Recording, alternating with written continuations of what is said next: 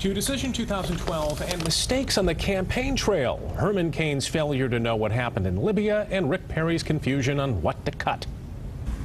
I do not agree with the way he handled it for the following reason. No, that's a different one.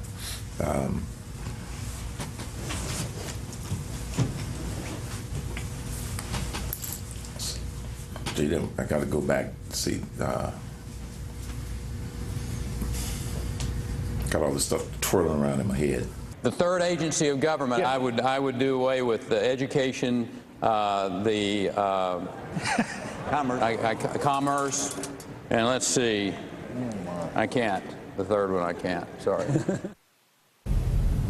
24-hour News 8 political reporter Rick Albin is here. How big of a deal is this? You know, it plays differently. For example, Rick Perry was able to go on late night talk show a couple of nights later, tried to laugh it off. Herman Cain had those allegations from women from last week.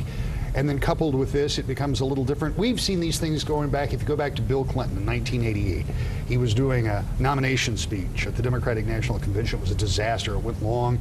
The nominee didn't even get to speak in prime time. He did the same thing. He went on Carson's show. After that, was able to rehabilitate himself, 2 terms in office.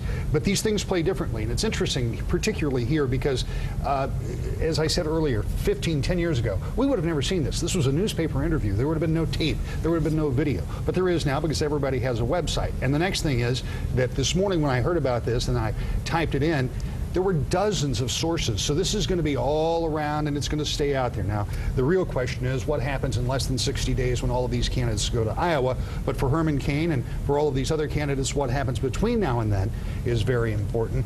But obviously it's painful for these candidates when they have to endure these kind of things. We'll just have to see how Mr. Cain handles this after just spending about 2 weeks trying to handle those allegations from those 4 women. Certainly doesn't happen.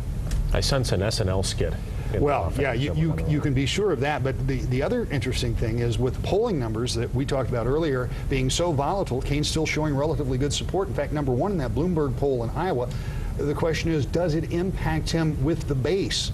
And if it doesn't, then in less than 2 months, he could still do well in Iowa. All right.